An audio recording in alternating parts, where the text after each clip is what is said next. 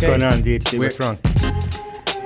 DHD is pointing at She's stuff. back. What do you do with your hands? Do I hold my mic stand? We're always moving around. See, I drink water. I have an apple. Amy, I put away my Nalgene. Why? Gone. Because Dan Scher told me this too. Every shot he was doing video, I have my water bottle in every shot. You're hydrated. Stay hydrated. hydrated. I'm in fact really afraid of this knocking over something electric. I might move it. Maybe if that you would had be the one of realest these thing right you could here. do. Nobody gave me one of those. They're in the kitchen. You have to ask. See? Amy got one. See that? All right, so we're here. This is happening. This is happening. I'm excited. This is the first time I've stepped foot in this room. That this wow. Cool. That makes it proper. See, that's proper. That's respect though. Some people around here don't respect. Yeah, we've come in here. There's pizza in here. Dirty studio. There's an air mattress. Yeah, that's horrifying. So we're True startup life. All right, DC. I have a confession to what? make. You do? Yeah. Are you ready? I'm nervous. This is I when am I too. always get nervous. I didn't know what to expect, Okay. and I guess this is what I should expect. We are recording. Confession time. Yeah. Okay. So you're not going to believe this. Okay. You ready? You prepared for this. Actually, the opposite. I have not prepared. I didn't prepare anything for today. Okay. What's the confession? That's it. That was your confession? Yeah. Don't worry, I That's prepared. how I thought Okay. this I prepared. rolled. Yeah, All right, yeah. so we have there's a mystery voice on the podcast right now. I could do the introduction, but DC, I think it's only right if you do this. You do the introduction. Sure. I'll take us from there. You'll take us from there. Okay. So joining us today Yes. for this podcast Yeah. here is an Yeah. OG, Yeah. a legend. Uh-huh. Her name is Julie Hogan. Uh-huh. That's not her name when I first met her. Uh-huh. So we used to work together at a company we will not name before this one. Actually, it was called HubSpot. And so Julie, we worked together there, and she worked in what we called, we didn't call them CS before, we called account management. Account management. Back then. That's right. And Phenom rose through the ranks and ended up being VP of Customer Success and Global Services until she joined Drift about less than a month ago here. 21 days? That's right. 21 22. 22 days on the job, and she is helping us become the most customer-centric company in the world. I love it. I love it because the first thing Julie did was like, there needs to be more customer faces. More customer faces. Now they're everywhere. We got Love them it. everywhere. I Love love it. it. All right. So, this is awesome. Thanks for the intro. That was nice. It's Thanks. awesome to have you here. She's done a lot more than that. She's done a lot more than that. But we, DC was like, we got to have Julie on the podcast, obviously, because you're the real deal. But because so many things that are in your world like kind of map into what we're talking about today. So we'll dig into customer success. But you said something interesting, which actually led to this, and that's why we're going to do this episode, which is about like you said something like everything you learned about customer success and helping customers, you learn from working in a restaurant or in the hospitality industry. Yes. So I think that's the best true. place to just dive right Yeah, in. Let's tell that story. Let's do it. So it's funny because I think often when you hire people into customer success, account management, SaaS, you immediately go for tradition. So you immediately look through a resume and say, okay, where did they go to school? What did they major in? Did they rise through the Not ranks just of certain customer success, companies? every role we have this conversation. Right? Yep. Everywhere. And the reality is when you service people, you learn those skills so many other places. And let's even talk about our day-to-day life in an office. In SaaS, how often do you see customers? We don't see a ton of them. We invite them in on rare events, but when you work at a hotel, when you work at a bar, when you work at a restaurant, when you work in service to others, you are around people you're servicing and serving all day long. And you just learn the muscle group, which is how to predict, how to proactively understand what those things are going to be that they need, and you learn how to respond in real time. And so I have found it really valuable to hire people who have a background in hospitality or have had some sort of experience, whether it was a summer working as a bartender. And also, too, what I find interesting, people are embarrassed to bring up those type of things in work interviews. They call this like a work interview. They're like, oh, well, I had an experience doing this, but that doesn't count because this is corporate. I'm like, what are you talking about? Let's dig into that. And those have been some of the best conversations I've had with people when we've interviewed.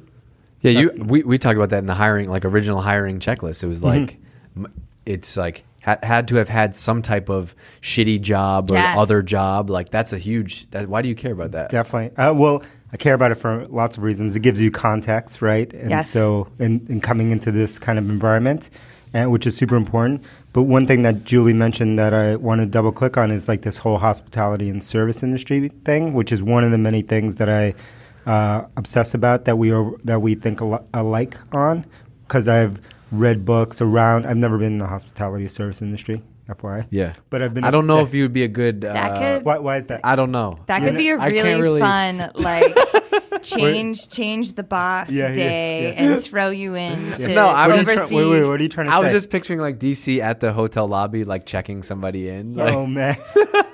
The greeter. The greeter. I don't know if I could pull it off either. No, but isn't there a book, Zingerman's Guide to Customer we talked about Zingerman's Guide to Service. Zingerman's a family of businesses in Ann Arbor, Michigan. There's also the Danny Myers book, which is Shake Shack kind of guy. So I've read a bunch of this, the Ritz-Carlton book. There's a bunch of those books that I've kind of obsessed over the years around, because to me, one of the most fascinating experiences that I can have as a person is when you encounter amazing service somewhere, right? And why is it amazing? Because it's so rare. It rarely happens. And then it's also amazing when you look at it in the context of actually building things and knowing how companies work and people work, that a company or a thing or an experience can be repeated every day is almost magical if you can actually pull that off. We were talking about this the other day, like on a text thread, and we started talking about Apple and a couple other examples. But like, I think of like going to Whole Foods, and you go to any aisle in any section, the guy at Whole Foods might be unpacking a ton of like salmon, right? And you walk up to him, you're like, do you have lotion here? And he's like, yeah, hold on. And he walks you all the way up and down around the store. To that's not because he's a nice guy. Like that's maybe a nice guy. They but, probably hire for that. But that was something that is in onboarding, in training, that is a core value of that culture. That's where that piece comes from. And it doesn't, I think the thing that's really important as well, it doesn't matter what the role is. So the first week I was here, we do something at Drift called Lunch and Learns, and we brought in the head of patient experience at Children's Hospital in Boston. And that's a hospital that nobody ever wants to have to go to when you have kids. And so I happen to have 2 little boys, and everybody's fine, but we had to be there this summer. And I was floored from parking our car to going through registration to getting in and having to get labs done to going in. Every single person we met along the way was incredible. And it struck that in my mind. I was like, I don't care which person is the doctor, and that's ultimately the person who's going to be servicing me. I care about the experience along the way, because it's sort of a crummy place to be. Totally. And they just make you feel really, really great. And she came in and talked to us. We asked her, we're like, hey, we know Children's Hospital is very different than being at a SaaS software company, but let's talk about the things that you value and the way in which you hire people and the way in which you then hold people accountable to those things and executing against those things. And we had a really great conversation. She was here for a little over an hour, and we couldn't believe how much of an overlap there was. In fact, part of their nurses, they call it a warm handoff. So the handoff of a patient from one nurse to another. Some of the things she taught us we're now implementing into our own strategy. That's amazing. From sales handoff to customer success handoff when somebody buys. The crazy part about this is That's is awesome. Everything that we talk about from a business and marketing perspective. Like, okay, granted it's a hospital, right? Nobody's proactively marketing the patient experience, but think about it, right? You went there this summer. You had such a good experience. You invited her to come talk to our team. You've now telling this on a podcast that reaches thousands of people. You probably have not. This probably isn't the only time you've ever had this conversation, right? This is like something that we talk about all the time, where we talk about customer experience is the new marketing. But DC, like here's my question for you, which is like we sell software online. Who cares? Who cares about service? Yeah, who cares? Everyone, whatever you can buy. Like, why does that matter? Why is that something that you that you care so much about, that we've invested in it so much, and you talk about it almost daily? It's because software is not enough anymore, right? Who cares about software? Right? We don't sell software. We sell the result that you get from using the software. And the customer at the end of the day doesn't care if the result came from software or from a person or from training or from a blog post or from whatever it came from. Like, they don't care how it actually got there. They're buying the results. They're not buying the software. And I think that's where we've lost our way for too long in focusing on the tool and not the result, not the superpower that you get from using the tool. They want the hole. They don't want our drill. Totally. Yeah. Totally. So we had Greg Danes What do they call him? The churn doctor? The churn doctor. He was doctor. great. I called him my churn crush. Like Churn- churn is Look not him up. Google churn Greg is not Danes. a sexy thing. Yeah. But when you're in customer success, to find people who get it, who you can like geek out and talk about Yeah. it, You hear he that, Greg? totally he loves it. Yeah. He's probably borderline horrified of me because of how obsessed I am with him. But That's awesome. he gets it. He sees it. He gets it. And the thing that Greg did, which was so incredible, he came and shared a lot of his feedback with us. He shared that you can't focus on the reasons why customers cancel. Yes, you have to understand it, and it has to be a part of the business that you investigate. But digging into your customers who see the most success, why they're successful, and why they brought you in the first place, it usually goes back to service and the experience they had with you, and your ability to influence and support them and help them get the hole that they bought the drill to achieve in the first place. Yep. So underrated. So I don't know. It's a common sense when we say it out loud. It just sounds so obvious, but then no one does it. Right? No one does this. No one focuses on service. No one focuses on brand. No one focuses on the experience. But when we all say it and talk about it here out loud, it's obvious to everyone that this is what we need to do. So how do you okay, so this is obvious, right? But nobody does it. How does somebody like you, right, who runs a customer success team, and this is something that you've been doing for a while now, like how do you actually make that work? Yeah. Because you can't just stand up in front of a team and be like, We're gonna treat people like that shit is obvious. We're gonna treat people the right way. We're gonna be nice. We're gonna be customer first. Like, how do you actually go and live that? And make that part of the company? So I think you just said something right there, which I think is in fact like the root of the problem that most companies have, which is you end up putting customer experience and employee experience in two different categories. So you end up labeling and firsting things. So you make this declaration and you put up wiki pages and you have all these branded programs around being customer first. And then you tweet things like that. You're like, we're customer first. Or you say we're employee first. Then all of a sudden you have this strange juxtaposition of two things that matter most to your business. And it's a little bit of a chicken and egg, right? You can't have great customers without having great employees. You also can't have great employees without having great customers. So why put any one of those things first? It's probably hard. It's hard to give a good customer experience if everyone at work hates what they're doing. Right? Exactly. So why are we a culture that's so obsessed with putting one of these things first and instead really talking about the experience? So your experience with Drift, whether you're an employee or whether you're a customer, is one where we want there to be core values that we live by, that we execute against, and you experience both as an employee and as a customer. And then you just start doing it. I think that's part of the other problem as well. Often you put so much focus into the project plan and the process around it. You made a comment earlier about faces, right? So I adore both of you, and I have an affinity for faces of Daves anyway. Come on, you don't have to say it. My husband's name is Dave. My first son's name is Dave.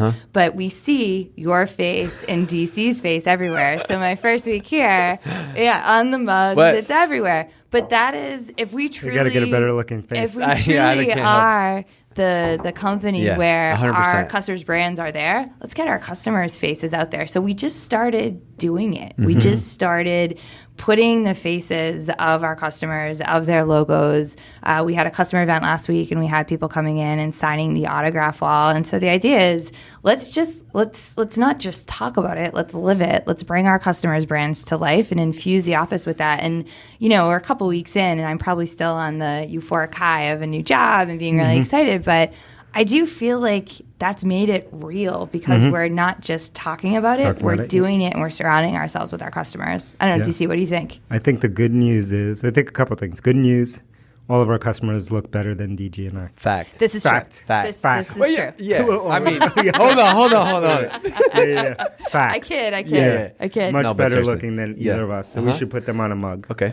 But I think it's true. I think it's easy to get wrapped up in kind of, even though we think about this so much, it's easy to get wrapped up in what we're doing every day and lose sight of being the closest to the customer. And one thing we talk about all the time within the company is that it is that closeness and that proximity to the customer that we cannot lose, because that is one of our fundamental differences and advantages as a company. But even though we think that and we believe it and it is our religion, it is easy to lose every day. Especially because we all will live in, so we think a lot about at Drift, we're not building a SaaS business, right? We're building a brand. But we are in a SaaS industry, and so we all read a bunch of SaaS blogs and podcasts and listen to that type of stuff. And it is crazy because when you think about customer experience and churn in the SaaS world, it's all Salesforce, it's all spreadsheets, it's all metrics, right? But like what you guys are both hitting on is the almost the stuff that doesn't scale, right? Almost like the one-to-one, like actual real relationships. That is the most important piece of this. But it doesn't scale, but I also think it doesn't scale because nobody's tried to really do it. Yeah. We've been the blogs you read and the other companies you look at, I call it the tradition of customer success or the tradition of SaaS economics, where when you hear any company talk about their onboarding experience, it all uses the same language. And it usually too, if you do a Google search for SaaS onboarding experience, you will see some variation of a line into perpetuity and little milestone markers, and then words like onboarding, implementation, engagement, handoff, kickoff. And instead of thinking about how do we make this experience better, we always try to improve the process. And then suddenly we're tied to this heavy process we've built. We've then built all of the reporting that backs into that process. And our customers are no longer a customer who pays us a certain amount of money with a certain amount of potential, who's in this industry, who has these needs. Our customer is this customer who represents X number of dollars, who's in this orange and yellow color because their usage is this. And that's how we define our work. An example I can share too is thinking customer experience as opposed to process. I had a conversation with a sales rep and a CSM the other day who said, hey, we really need to fix our process around kickoff call notes. And I was like, ooh, that sounds really not fun. Like, what do we mean by that? And what I said, I was like, I'm going to challenge you to have this conversation without trying to back it into a process that already exists. What are we trying to solve for the customer? Forget about who's supposed to own this data that goes into this field in Salesforce, but what are we trying to do? And where we landed by removing the tradition of backing things into process was this stuff should in fact be automated in the early stages of a customer closing with us. Why not bring that information there and rethink the experience as opposed to backing this into our process? So now we're in the process of making something better for our customers instead of thinking through it in terms of the rules we've created for ourselves. Yeah. It's exactly it. I think, we think about, you talked about the Whole Foods experience. I always use the Apple in stores. I was going to ask you to tell this. I want you to tell this story. Yeah. I want you to bring this to light. Because I only thought about it because you mentioned that it doesn't, things that don't scale, right? And I'd say, I always use that experience as like, wow, that's the Whole Foods experience and the Apple experience is awesome because at the end of the day, when you walk into the retail store, you have this relationship, you have a connection, you have this conversation, right, with someone that helps you get from point A to point B, right, and gives you a great experience. And I say that has to be what the future looks like because that is what we value. And the pushback that we always get in, let's say, the SaaS industry specifically is like, well, that doesn't scale. It's easy for Apple to do it. They have a lot of money. We can't do that. We don't have the resources, blah, blah, blah, blah, blah. And my point is always that they're missing the point, that the Apple is a monopoly.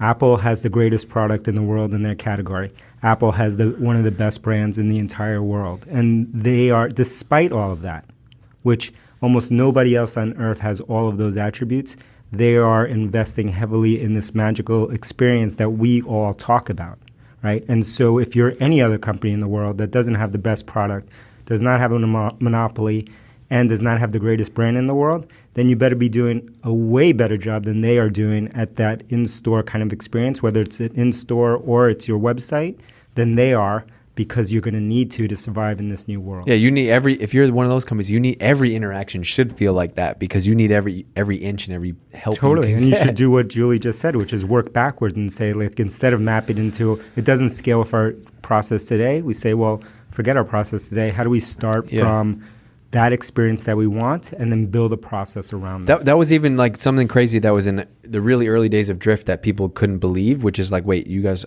everyone at the company does customer support and talks to every customer. Like, yeah, at this stage, like, what else do we have? Like, how else are we going to learn? We still do it. Everybody does it today, right? But I think that's an example of people are like, wait, how do you guys have the time? And it's like, what is more important than talking to if there's 5 people interested in your business, you better go know those 5 inside and out. Now there's 10, now there's 50, now there's 100. Like that's the most important thing you could do. And I love this idea too, because that's another, I feel like a buzzword and buzz conversation that comes around so much. Talk to your customers? Does it scale? Yeah, does it scale? It's a cop-out. People don't want to know. Thank you. Yes, it is. But I think, when you go to a building site, they're building a new apartment building or they're doing something and they have dig safe. So they have dig safe and they have OSHA and they're like, all right, we just have to make sure everything's in place. Imagine as we hit the next milestones of growth, we talk about scale safe. So the idea is, hey, we know this thing that worked really, really well when we were 60 people, when we were 70 people. It probably isn't going to work exactly like this when we hit 100, but let's start talking about the feeling it gave us and the values we had attached to it and how we can scale with it. So I do think like we can't kid ourselves in thinking that every single thing we do today is going to work when we hit 100, when we hit 500, when we hit 1,000. But I do think when you go so fast, you have to take moments and say, are people still connected to the reason why we did this thing and how does it work in the next level? And that's how you scale the right way. I love it. What else? What do you want to finish with? What do you want to talk about? What's your closer? My closer. I got a lot. I got a lot of All closers, right, but I want to hear. Okay, this is an interesting perspective. You're 21 days. You're going to say I'm 21. I'm like, 21. I appreciate that. You're Thank 21. you. You're Yes. 21. I think DHD is 21. You're 21. Yeah. Is that fact? 21. See that? She said 21. Plus a few more, but 21. hey, I'll take it. What have you learned? What's been like from the outside in? What's something that's different about Drift than you thought? Yeah. So seeing these things come to life so quickly, I think we talk a lot about customers and being customer centric. And what's been really cool is to sit on the floor. A great experience we had the other day was a customer came in, shared with us that something was broken, and within a matter of an hour before that customer left, we had triaged it in real time, had a conversation with product, brought it back to the customer, and fixed it. Yeah. How's that going to scale though? Exactly, but think about that feeling, right? Yeah. Think about that feeling. Unbelievable. How do you take that when we are so much bigger, and the focus on speed, the focus on urgency, that to me, so being able to do that was incredible, and just seeing the partnership and alignment. It wasn't, hey, you need to file it this way, please follow the due process. It was, let's figure it out. The customer's here, let's just do it.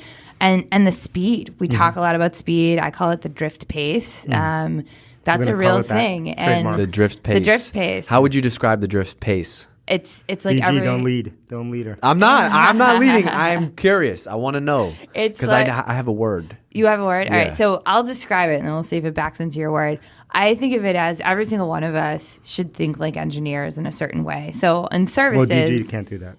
No. Well, yeah. Okay. But in services, right? No, we typically operate in project plans and program management. But instead, and I think the reason why we've been able to move so quickly in customer success is we're adopting the thought of sprints and micro sprints and just saying, here's the thing we need to move the needle on. Here are the actions that have to happen. And every single day we're held accountable to making progress and making movement and doing it. And so I think where, our co-founders are from the engineering and product world, that is like part of the fabric of the company, which is really cool to see. So that's been interesting and fun, and I like fast, so I think I jumped on the right train. The right train. Yes. I think so. What's What's your word? Relentless. That's going to put that on a T-shirt.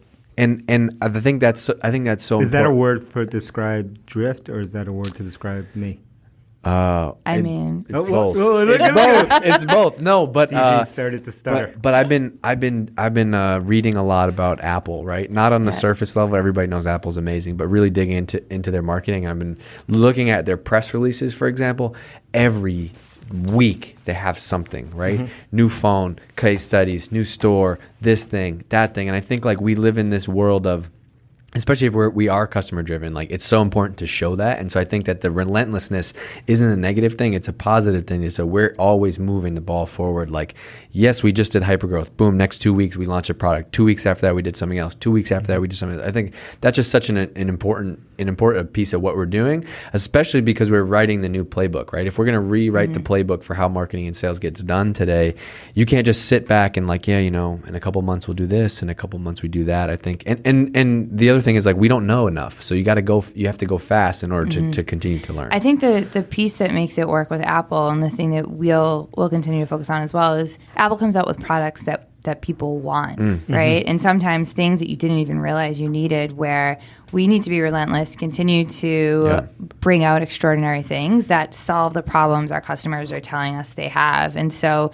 it kind of ties everything back to the services industry. When I was waitressing, bartending, I was a function server at a hotel, and one of the best pieces of advice I got, the woman who is the head waitress for weddings, we would go into the bridal suite, and she shared with me the first day I did a wedding, she said, figure out who's in charge. So you start to watch people behave, and you have to figure out who's calling the shots, and figure out what they're going to need before they tell you, and this will go well. And it literally, that piece of advice, that's how you drive service. That's how you drive service. That's how you build products, because you have to build that muscle group to be able to watch and understand and anticipate and know what's going to happen. And that sense of surprise and delight that comes from being able to anticipate. And you get that by listening and understanding and talking and having these conversations. I love it. Thank you for dropping the heat. Hey, on Seeking Wisdom. Thanks for inviting me. Won't be the first time. It won't be the last time. It won't be DG. the first time. No, won't be the last time. Okay. What's going on? He's from Worcester. That's the same thing. No, it's not. It's definitely not the same thing. Oh, people, please correct him. All right. This will be my first time. It won't be my last. I'm sorry. Okay. I hope. So I need everyone to open up that little app called Apple Podcasts, or if you like, if you like, what? Does Julie? Do you know how many stars? Do you know how many stars we get? We won 5, right?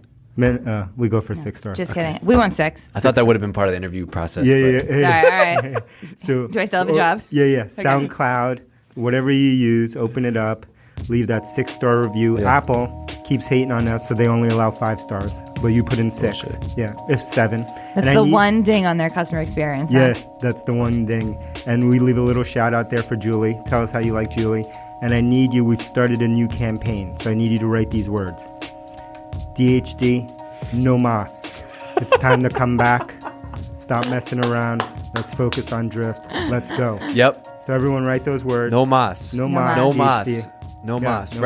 For every no mas review that you we email, get an extra day. that you email to DG@Drift, I'll send you a T-shirt. Let's go. Let's get it. All Shout right. out to Amy, running the studios. Let's get it done. 6 stars only. 5 stars if you have to. See ya. See ya. Bye, everybody. Bye.